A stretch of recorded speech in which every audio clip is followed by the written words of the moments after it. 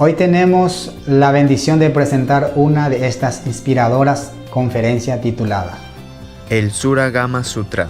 Las 4 instrucciones claras, inalterables sobre la pureza, abstenerse de robar y mentir, parte 4 de 7 entre maestra y discípulos, dada en inglés el 23 de diciembre del 2018 en la Tierra Nueva, Taiwán, también conocida como Formosa.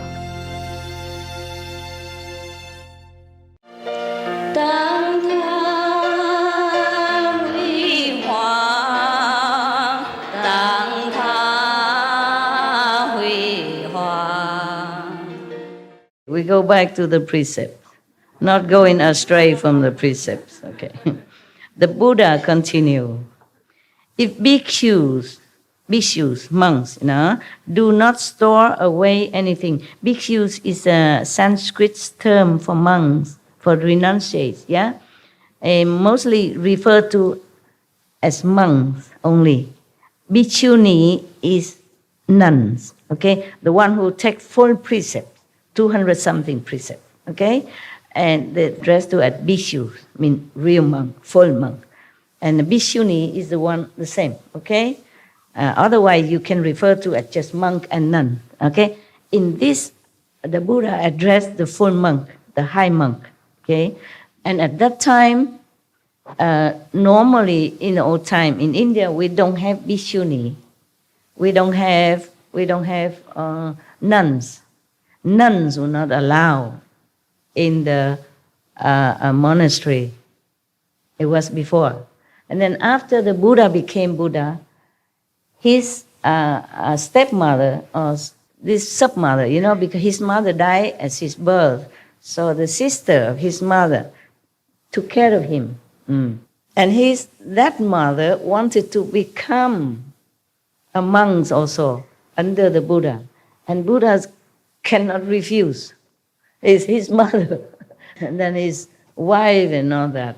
That's how the nuns' order came into being, okay? But the Buddha worried that because his mother is a queen of the country, highly positioned, respected, living in luxury and splendor, how is she going to be a humble nun, living ascetic life? Also, a nun is not easy in those days, They don't allow nuns because women, very inconvenient to travel around, to be alone, yeah? Also, we women have other things, other needs, yeah? And also, if mixing with monks, there might be other things, undesirable affection or thing might come about. So there were no nuns in the order of the Buddha, and at that time also. But the mother, how can he refuse?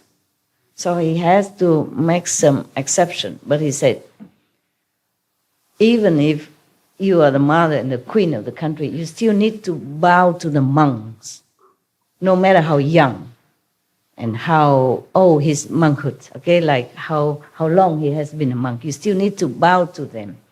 If you accept that, then I will let you. The mother immediately bowed to all the monks.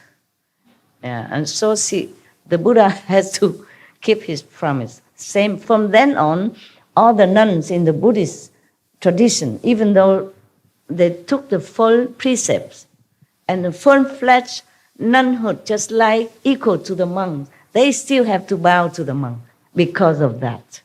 Not because the Buddha disrespect his mother, but number one, because she has to be humble. Okay? To be a monk and nun, you must be humble. Otherwise, what's the use? You just sit there and to take people offering and prostrating to you. Therefore, the Buddha make them go out and begging and all that, just to train humility and lessen greediness, yeah, and possessiveness. So being a monk and nun also has a very good advantage. You train yourself in some discipline. It's a very noble kind of lifestyle. Very frugal, very humble, but high living, high thinking, high enlightenment. And now, even if these monks and nuns might not study with me or something, I always, when I see monks and nuns outside, when I pass by in the airport or outside, I always make offering and always make obeisance to them because I respect their ideal. Not their body, but their ideal, their goal, the noble aspiration. I respect that. I always help. I always offer whatever I have in my pocket at that time, anything, and pay very much respect, humbly to them. Because I think that kind of noble ideal of monkhood as nunhood is very difficult for anyone to follow. And if they can uphold it, they deserve respect. Whether or not they will be liberated or not liberated, I don't know who is high monk, who is low monk. I respect them all, okay? The ideal of life. You connect the pieces that we can't get from the Bible or the Sutra. We can read, and read, but we can't connect it the way you do it. Oh, really? Wow, I'm proud of myself. Thank you, Fred. Thank you. I don't know, it just come out. You can see, I always lecture spontaneously, talk spontaneously. I don't have any prompters or anything, whether or not I talk with the public or I talk with you. There's nothing prepared. Well, it's something maybe you have to know or you should know so that it strengthens your resolution in your practice. Yeah, it clears some doubts in your mind. So when you meditate, you're more focused. That's also good for you, huh? One other thing, when people read the Bible, they can associate things with Jesus, but they cannot remember or they cannot associate it with any other master in any other way. And by listening to you and coming to know you and coming to understand what you're saying, now I can connect the Bible. And I really didn't understand it like you think you do, but I can understand it now because listening to the pieces you put together and the way you can hear one part and you don't quite understand it, but you can remember a scripture or two to connect everything. And this is what you've been able to do. You enlighten, that's why. Yeah. By listening to talk, you can also be enlightened, which is one method of enlightenment, one of the 84,000 methods. Yeah. Yeah, some monks in the Buddha's time, just hear the Buddha's voice. He became enlightened, became arhat. And that's how some people get enlightenment also, okay? It's just that Kuan method is the surest way, the long-lasting, and always can rely on, okay? The Buddha said that, but in another retreat, I will remind you again. I don't think we have time for this retreat, but another retreat, okay? When you go home, work, take a rest for me, and then I recover or do some more of my job, then we have another retreat, then we go further, okay?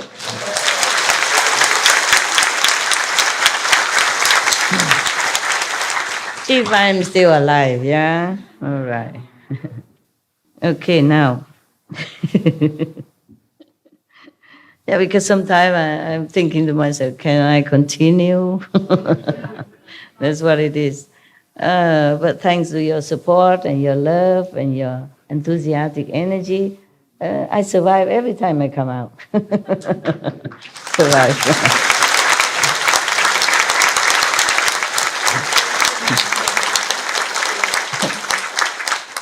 Yeah, by the way, I want to ask you, why did you cry yesterday? Well, there's a lot, Master, but everything you say answers something that's in my mind. Oh. It's really incredible how I can be thinking or feeling or wondering something, and you just sort of answer exactly what was in my heart. A lot of the things you were saying yesterday were so prescient, immediate to my feelings and my worries and my fears, and you offered me guidance at the exact moment that I was asking a question, and you offered me reassurance at the exact moment that I needed it. Okay. And I am so grateful. Thank you so much. I'm grateful too that you understood. I love you so much, Master. Thank you. Thank you. Thank you. I love you too. And your wife too. All right, my love. I'm glad it helped you. You're a good kid. Anyway, yes. You're very good. I'm proud of you. In case you worry, I'm proud of you. Okay? I think you're a very good kid. Yeah. Before you came here even. I saw you on TV. You're a good kid. Okay? So don't worry. You're fine. Okay, so now you know. The nuns in Buddha time begin from there. From the Buddha's time. Before that, they don't allow women to be nun. Because in India, to be a woman, you should never go out alone anyway. Okay? It's dangerous, yes. And you don't mix with men or outside of your family. But the order of renunciates at that time and before that, it's always men, you see? Men, because they're tougher, they can sit outside under the tree to meditate, they can go out for alms alone.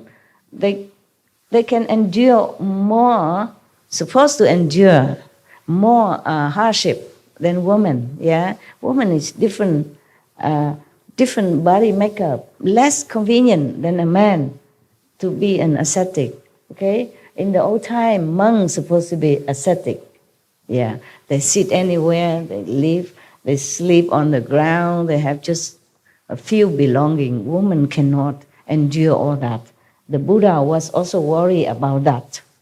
That his mother, second mother, was a royalty, lived in comfort and luxury, having servants, day and night. How is she going to bear this kind of life also?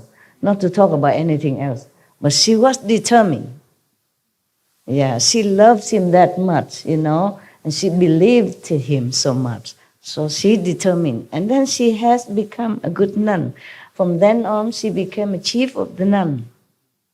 So anytime Buddha has some more nun, he will always handle it to her to take care. Yes, she was that enlightened. Yeah, but very humble because she knows, she understands the Buddha. She believes him and she was enlightened. Very good, very good. But at that time, originally, the Buddha doesn't want any nun. Even after the mother begging him, he still don't want it. Because, a royalty and the mother, how is he going to mix in here? And where does she live? How can she endure all this? And is she going to be so snobbish and all the monks will be very afraid of her because she's a mother of the Buddha and the queen of the country? Who? These two titles scare any man. Not to talk about monks, yeah? And the Buddha worried that monks also very pure and simple.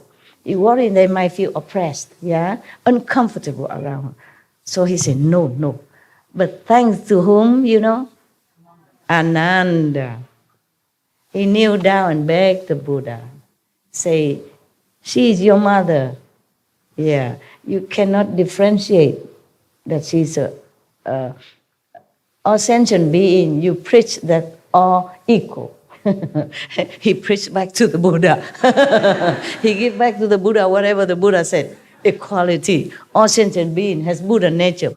And then say, so I think you should also exercise compassion and mercy on your mother. And then the Buddha has to okay. So that's why in many Buddhist nunnery, they also revere Ananda photo, Ananda image, yeah, because he is the one who helped them to be able to follow this noble path. But it's maybe it's good for you to know something. Yes. So that you know why is this and why is that, nah? If I just read this faster, but you don't know much more than the just a written word. There are history in here. There are background, okay? There are facts. And there are contributions of facts into this and that event, okay? At least you know I'm a real nun somehow, huh? I know something, right? About Buddhism. I don't know how I know all that. It's just too long ago. Somehow I just know and I read here and there, I guess, huh? Okay, so the Buddha continued.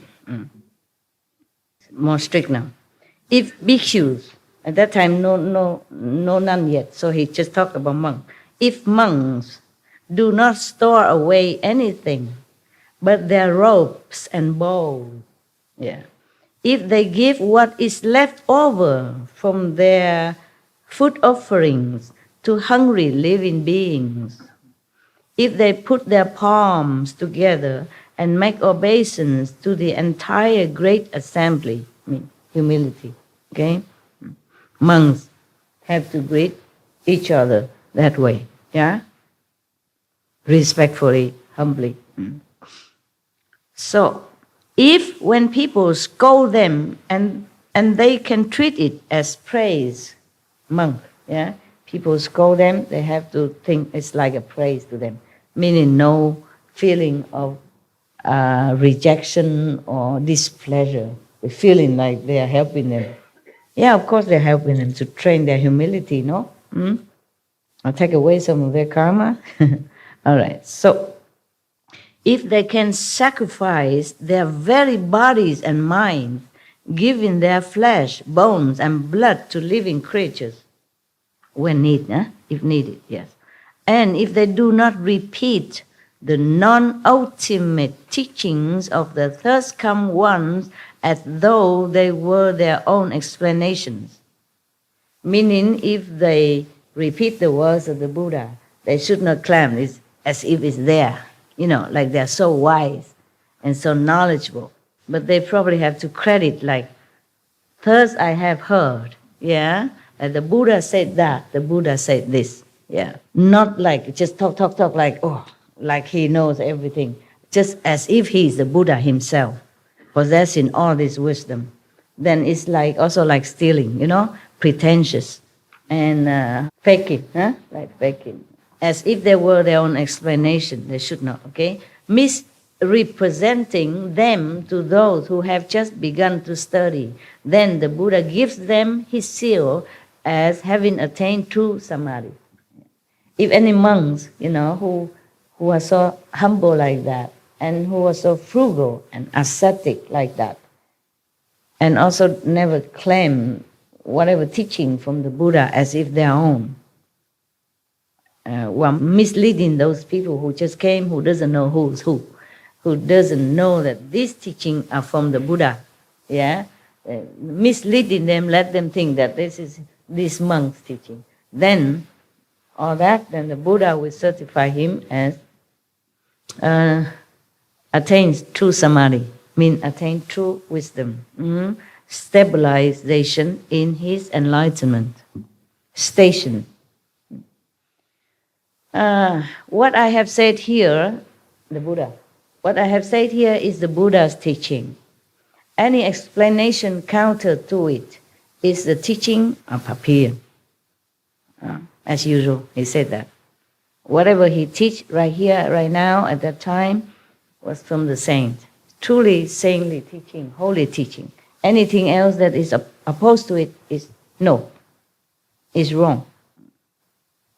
Ananda, though living beings in the six paths, you remember six paths? Low heaven, human, asura, hell, animals, ghosts, hungry ghosts. Though living beings in the six paths of any mundane world, you hear that? Any mundane world.